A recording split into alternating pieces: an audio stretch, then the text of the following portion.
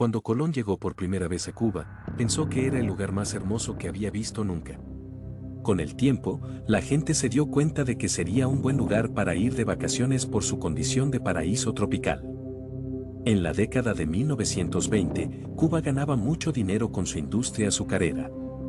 La gente de América empezó a visitarla porque les interesaban sus playas y su proximidad al país superpotencia de los Estados Unidos. La Habana, la capital de Cuba, se llenó de nuevos automóviles Ford, hoteles, clubes náuticos y otras infraestructuras modernas debido a todos los dólares de los turistas que llegaban. En consecuencia, Cuba se convirtió en un país rico. A finales de la década de 1950, aunque Cuba solo contaba con 6,5 millones de habitantes, era la número 29 en la economía más grande del mundo. El PIB por persona de Cuba era superior al de Irlanda y Australia, e incluso duplicaba al de España y Japón. No solo eso, sino que Cuba tenía más médicos por persona que el Reino Unido. Y la tasa de mortalidad infantil de Cuba estaba a la par con la de las naciones europeas desarrolladas. Los salarios en Cuba eran los octavos más altos del mundo, y actualmente estaba emprendiendo iniciativas educativas para convertirla en la nación latinoamericana más alfabetizada. En otras palabras, la economía de Cuba parecía tenerlo todo a su favor. Pero ¿sabes quién necesita también un favor? Este canal, así que ayúdame a darle me gusta para que te siga trayendo aún mejor contenido. Pero hay muchas razones por las que a Cuba debería haberle ido bien económicamente. Como un mercado libre, una mano de obra bien formada y sana, algunos de los mejores paisajes naturales de la tierra, estar al lado de la mayor población de turistas ricos, tener tierras agrícolas asombrosamente fértiles y ricas reservas de minerales y petróleo. Sin embargo, en la actualidad, los cubanos se han visto sometidos a dificultades económicas extremas, y especialmente en las últimas 3 décadas. En la década de 1990, el cubano medio perdió 9 kilos debido a la escasez de alimentos, dejando ciegas a unas 40.000 personas por deficiencias nutricionales. Los apagones eléctricos eran tan frecuentes que era digno de mención cuando los residentes tenían electricidad. Cuba perdió 1/3 de su economía. El 70% de su poder adquisitivo y casi la mitad de la nación se quedó sin trabajo. Cientos de miles de personas arriesgaron sus vidas cruzando el océano en balsas, pero el 50% nunca lo consiguió. Hoy, Cuba vuelve a sufrir una gran escasez de alimentos y un declive económico. ¿Pero por qué Cuba sigue siendo tan pobre? De un sueño capitalista a una brutal dictadura comunista, esta es la historia de la economía de Cuba. A principios del siglo XX, Cuba era independiente tras 400 años de dominación española, 3 guerras y 30 años de conflicto. Muy pocos cubanos ven realmente el inicio de su independencia como el comienzo de una nueva era.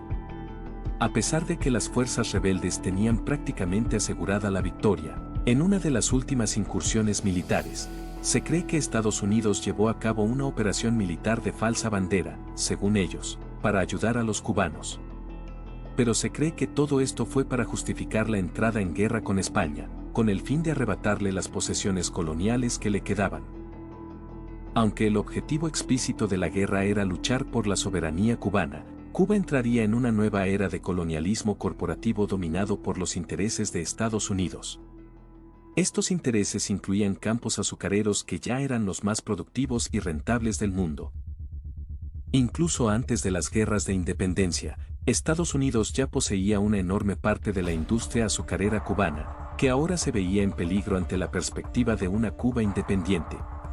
Por lo tanto, si Estados Unidos convertía a Cuba en un estado títere, podría asegurarse de que sus empresas estuvieran a salvo y al mismo tiempo, permitir un nuevo crecimiento.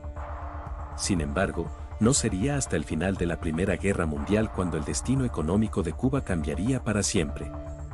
Los campos de betabel azucarera de Europa quedaron arruinados por la guerra y desapareció el 20% del suministro mundial.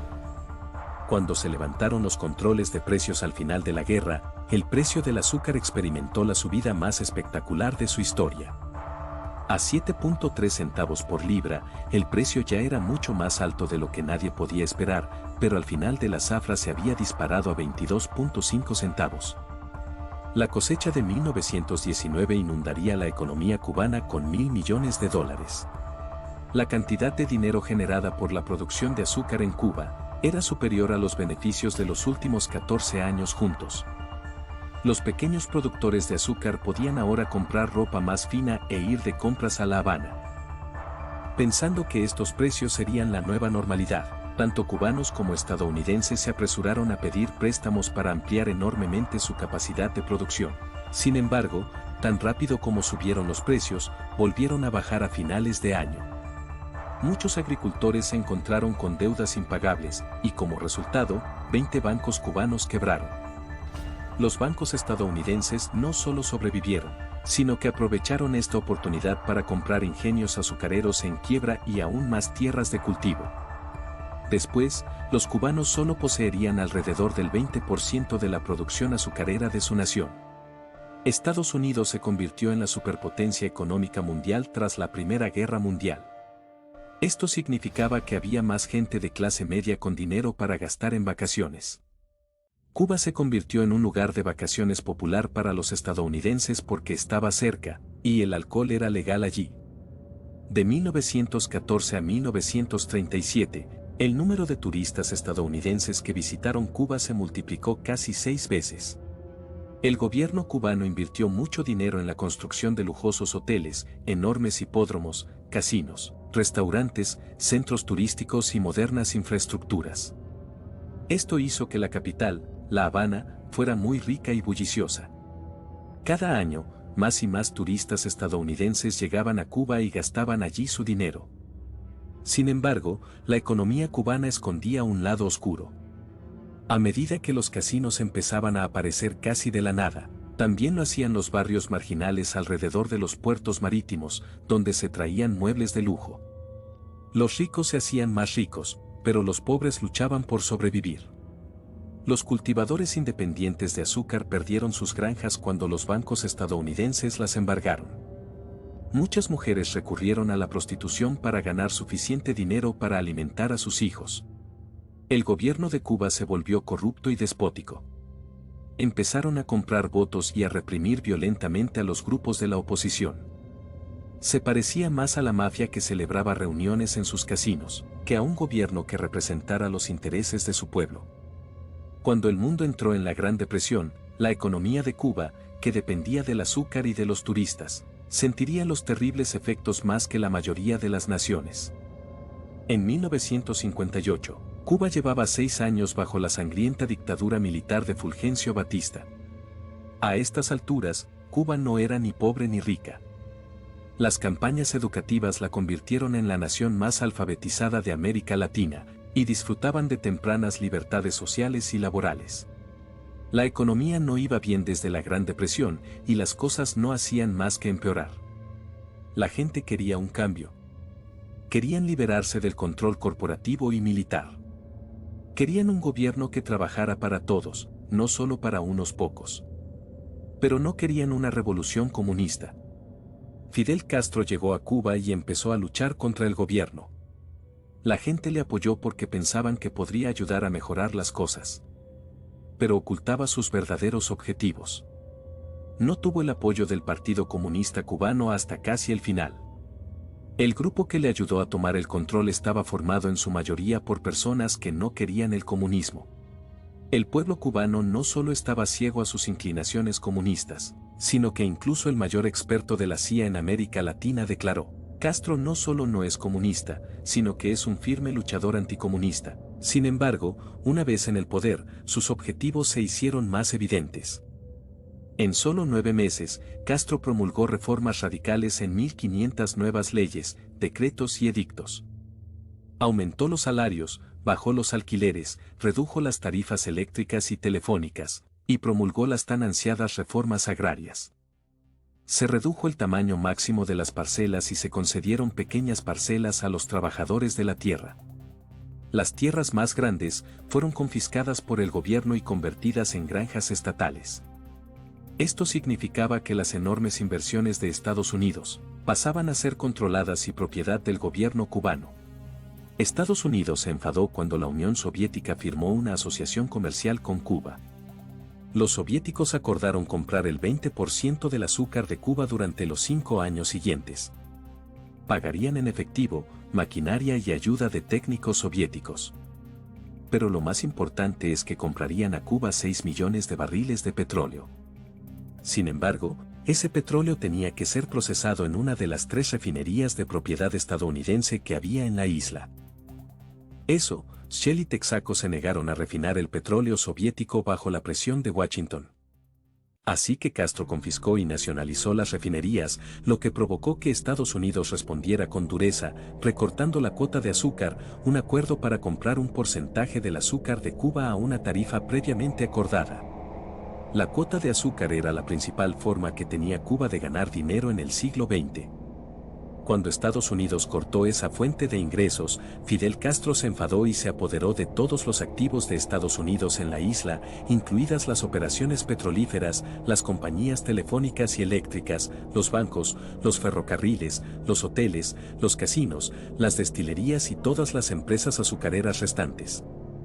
Era la primera vez que se cortaban las relaciones diplomáticas entre ambas naciones y Estados Unidos llevaría a cabo operaciones anticastristas durante décadas, incluida la invasión de Bahía de Cochinos y el apoyo a grupos insurgentes.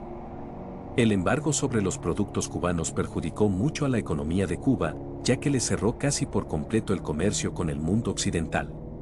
El embargo contra Cuba puso al país en manos de la Unión Soviética, que más tarde desplegó secretamente armas de destrucción masiva en Cuba. Esto provocó la crisis de los misiles, que fue lo más cerca que el mundo ha estado nunca del Armagedón nuclear. Por esas mismas fechas, Castro anunció que la revolución cubana era socialista. A raíz de este anuncio, sucesivas rondas de nacionalizaciones erosionaron los cimientos de la economía de mercado y acabaron poniendo todas las operaciones privadas bajo el control directo del Estado. Todo, desde los vendedores ambulantes hasta las tiendas minoristas, los bares, las tiendas de comestibles, los bancos y los ingenios azucareros, sería propiedad y estaría gestionado exclusivamente por el gobierno. A partir de ese momento, el Estado fijaría los precios de todos los bienes. Los agricultores venderán los productos a un precio determinado. Y las industrias dirán a los agricultores exactamente qué y cuánto deben producir. Las diferencias salariales entre ocupaciones se reducirán enormemente, mientras el sistema intentaba utilizar incentivos morales, como el deber a la patria, en lugar de incentivos materiales como base de la motivación laboral. Pero Cuba, durante este periodo socialista temprano, solo haría intentos poco entusiastas de la típica planificación central detallada como la observada en la Unión Soviética. Esto significó que empezaron a aparecer cuellos de botella en toda la economía. Los insumos dejaron de estar disponibles para que las empresas alcanzaran las cuotas de producción asignadas. Las fábricas recién construidas se cerraban debido a la falta de componentes, y el mantenimiento se descuidaba comúnmente. El objetivo de la industrialización era hacer más cosas rápidamente. Esto significaba que se daba prioridad a las personas sobre las máquinas. Pero esto no funcionó bien porque era ineficaz. A todo el mundo se le garantizaba un puesto de trabajo, pero esto significaba a menudo que había demasiada gente trabajando y no había suficiente trabajo para ellos. Un estudio realizado en 1968 descubrió que hasta el 50% de los trabajos de planta se perdían por este motivo. Esto empeoró por el hecho de que las personas que se suponía que estaban a cargo de la industria, a menudo no sabían nada de ella, y solo eran elegidas porque eran leales a la revolución. La economía cubana se hizo más pequeña después de la revolución debido a todos los problemas que ocurrieron. Incluso la parte de la economía que generaba dinero, la agricultura, experimentó un descenso del 23% en 5 años. La economía consiguió mantenerse a flote porque Cuba tenía generosos préstamos y acuerdos comerciales con la Unión Soviética. Pero incluso con algunos éxitos iniciales, como el aumento de las tasas de educación y alfabetización, y el buen acceso a las redes de seguridad social y a la asistencia sanitaria, la economía socialista cubana fue un fracaso en general. Por no mencionar las acciones represivas de Castro contra su pueblo. En 1971, la economía cubana era en realidad más pequeña de lo que había sido antes de la revolución, mientras que otras naciones en desarrollo crecían exponencialmente. La Unión Soviética tenía una alianza económica llamada Comecon. Cuba se unió a esta alianza porque necesitaba ayuda. Sin embargo, Esta decisión hizo que Cuba se volviera demasiado dependiente de la Unión Soviética para un cultivo. En 1972, expertos de la Unión Soviética y la República Checa ayudaron a Cuba en la transición a una estructura económica planificada. Esta nueva estructura tenía menos cuellos de botella y una mejor asignación de las inversiones. Además, los leales al Estado fueron sustituidos por expertos formados.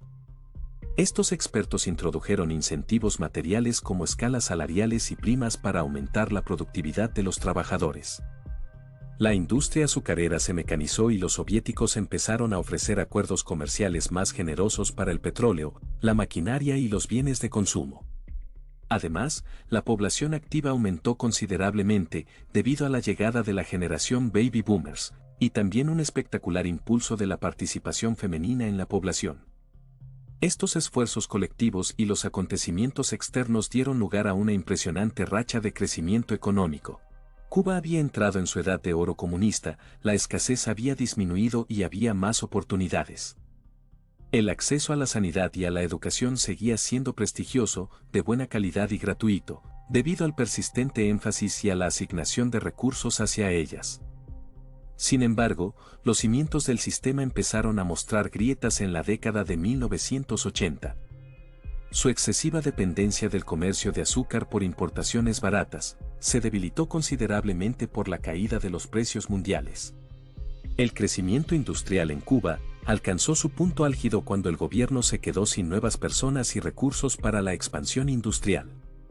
Sin embargo, aunque la economía creció, pasó a depender exclusivamente de las exportaciones de azúcar y de los subsidios de la Unión Soviética. Esto tendría consecuencias catastróficas en los 1990s. El día de Navidad de 1991 ocurrió algo impensable: la Unión Soviética dejó de existir. El mundo comunista casi desaparecería y casi se llevó consigo al régimen de Castro. Para comprender la catástrofe económica que Cuba estaba a punto de sufrir, tenemos que fijarnos en lo dependiente que era de la Unión Soviética. La Unión Soviética proporcionó a Cuba muchos de sus recursos en 1987, incluido el 70% de sus camiones, el 91% de sus fertilizantes y el 100% de su petróleo. La mayor parte de este comercio se realizaba mediante la venta de azúcar a precios muy superiores a los mundiales. Cuando terminó la Unión Soviética, Cuba perdió el 35% de su economía y el 80% de su comercio internacional, en solo 4 años. Esto provocó una gran escasez de alimentos y la gente empezó a pasar hambre o a estar desnutrida. Aunque algunas personas no murieron de hambre, el cubano medio perdió 9 kilos, y hasta 40.000 personas desarrollaron deficiencias nutricionales que les causaron ceguera. La gente tuvo que prescindir de productos de primera necesidad, como la pasta de dientes, y muchos abandonaron a sus mascotas en la calle. Para intentar conseguir alimentos, la gente recurrió al mercado negro, donde tuvo que pagar precios desorbitados. Sin petróleo, las ciudades se quedaron a oscuras porque hubo apagones, y las industrias dejaron de poder producir. Mucha gente pensó que los días de Castro estaban contados. La desesperación era evidente cuando Castro declaró: "Estamos solos aquí en este océano de capitalismo que nos rodea". Para que su régimen y el socialismo sobrevivieran, Castro tuvo que idear una forma de operar en un mundo sin socios comerciales socialistas fuertes. Cuba se transformó en una economía dual, lo que significa que funcionaría como una economía de planificación centralizada dirigida por el Estado, pero con una economía de libre mercado al margen para mantenerlo todo financiado. Se cerraron la mitad de las empresas para limitar los costes, lo que provocó el desempleo de un enorme porcentaje de la población activa. El gobierno cubano hizo algunos cambios que tuvieron un gran impacto en la economía. Dos de los cambios más importantes fueron la dolarización y la legalización de la inversión extranjera. La dolarización es cuando el dólar estadounidense no solo se permite, sino que a menudo se exige, para realizar transacciones. Legalizar la inversión extranjera significa que personas de otros países pueden invertir dinero en Cuba, por ejemplo construyendo nuevos hoteles o restaurando los antiguos. Estos cambios hicieron que hubiera más restaurantes y clubes nocturnos en La Habana. Esto resultó tener mucho éxito. El número de turistas aumentó de 340.000 en 1990 a casi 2 millones en 2000. El turismo se convirtió en la principal fuente de ingresos de Cuba, obteniendo $2.000 millones al año. La economía cubana empezó a mejorar, pero esto provocó algunos extraños efectos secundarios. Por ejemplo, las camareras, recepcionistas de hotel, taxistas y trabajadores de restaurantes que recibían propinas en dólares, cobraban mucho más que los médicos y profesores, que seguían cobrando en pesos bajo la economía dirigida. Los dentistas tenían que hacer trabajos extra para poder pagar la comida. Mientras tanto, los taxistas podían comprar en tiendas de solo dólares que nunca se quedaban sin comida. El gobierno cubano hizo algunos cambios que permitieron que su economía creciera. Pero al mismo tiempo, todos los cubanos se convirtieron en ciudadanos de segunda clase en su propio país. No tenían suficiente comida ni energía eléctrica, mientras que los turistas comían en restaurantes de lujo y se alojaban en hoteles bien iluminados. Los cubanos esperaban durante horas los autobuses retrasados, mientras que los taxis restaurados de los años 50 trasladaban rápidamente a los extranjeros de una playa a otra. Las reformas que permitieron sobrevivir al régimen de Castro crearon una nueva clase de ricos y pobres, pero mientras la economía crecía sustancialmente en sectores concretos, las reformas que lo hicieron posible dejaron de llegar y a menudo fueron objeto de retrocesos. De hecho, cada año que pasaba se disfrutaba de menos libertades económicas, hasta que Fidel Castro enfermó en 2006. Fidel Castro finalmente dejó el poder después de 50 años. Raúl Castro, hermano de Fidel, ocuparía su lugar. Mucha gente esperaba que Raúl mejorara la economía de Cuba. Barack Obama fue elegido en 2008 e intentó mejorar las relaciones con Cuba. A finales de la década de 2000, la economía cubana empeoró. Los precios del azúcar disminuyeron, Rusia cerró una importante instalación militar, la isla fue azotada por huracanes destructivos y el crecimiento del turismo se detuvo. La situación en Cuba llegó a ser muy grave. Tanto, que el gobierno creó una nueva forma de calcular la renta nacional. En lugar de reformar su economía, Cuba decidió mentir sobre sus problemas económicos. Durante un tiempo, esto estuvo bien porque Venezuela, que ahora estaba bajo el control del también socialista Hugo Chávez, empezó a suministrar petróleo a Cuba a bajo precio. Esto era similar a lo que la Unión Soviética había hecho en el pasado. A cambio del petróleo, aparecería otra parte extraña de la economía cubana. Con su exceso de médicos, Cuba empezó a enviarlos al extranjero para generar ingresos. Esto aporta ahora el 46% de los ingresos de exportación de la nación. Aunque los ingresos procedentes del petróleo subvencionado evitaron que la economía se hundiera, en 2013 Raúl Castro se vio obligado a instituir nuevas reformas. Sin embargo, al igual que las reformas de los años 90, hicieron poco por cambiar la estructura subyacente de la economía, y se utilizaron más como tiritas para los problemas que como cambios reales que reforzaran la economía y mejoraran la vida de los cubanos.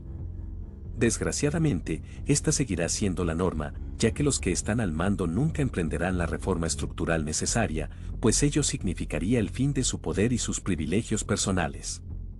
Así pues, cabe esperar que el futuro económico de Cuba esté plagado de reformas menores que contribuyan a mejorar significativamente la economía. El gobierno cubano intentará cambiar la nación lo justo para evitar el colapso económico, sin dejar de mantener el poder político. Mientras tanto, será el pueblo cubano el que se enfrente a las crisis innecesarias, escasez de alimentos y un futuro carente de muchas oportunidades para sus hijos, a menos que consigan escapar. Te felicito por llegar al final de este video. Eres genial. Aquí está otro video que nos encantaría que vieras. Espero que te haya gustado muchísimo, no olvides dejar tu suscripción y tu comentario. Gracias y un saludo muy grande.